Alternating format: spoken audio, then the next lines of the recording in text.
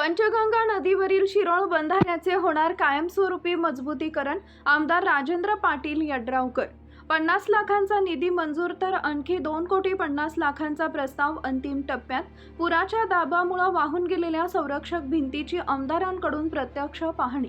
पंचगंगा नदीला आलेल्या महापुराच्या आणि जलपर्णीच्या प्रचंड दाबामुळे शिरोळ बंधाऱ्याची वाहून गेलेली संरक्षक भिंत आणि झालेल्या नुकसानीची आमदार राजेंद्र पाटील यड्रावकर यांनी प्रत्यक्ष घटनास्थळी जाऊन पाहणी केली.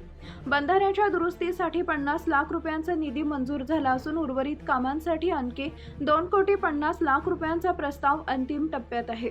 हा निधी लवकरच मंजूर करून बंधाऱ्याचं कायमस्वरूपी मजबूतीकरण केलं जाईल अशी ग्वाही आमदार यड्रावकर यांनी दिली आहे. या पाहणी दरम्यान त्यांनी पाटबंधारे विभागाच्या अधिकाऱ्यांना बंधाऱ्याखालील पाणी ओसरताच तातडीनं भराव टाकून धोकादायक भाग सुरक्षित करण्याचे कडक निर्देश दिले.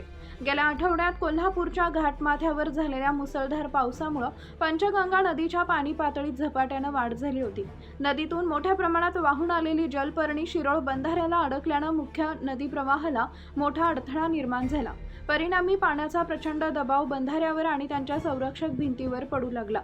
पाटबंधारे विभागानं जेसीबीच्या सहाय्यानं जलपर्णी हटवण्याचा प्रयत्न केला, मात्र पाण्याचा तीव्र वेग आणि जलपर्णीचा मोठा गुंता यामुळे ही मोहीम अर्धवट थांबवावी लागली.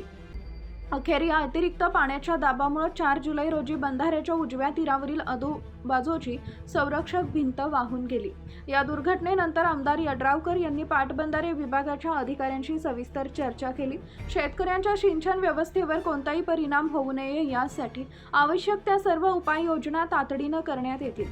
शासनाच्या माध्यमातून जादा निधी उपलब्ध करून शिरोळ बंधारा पूर्वीपेक्षा अधिक मजबूत करण्यासाठी कोणतीही कसर ठेवली जाणार नाही असं आश्वासन त्यांनी यावेळी दिले.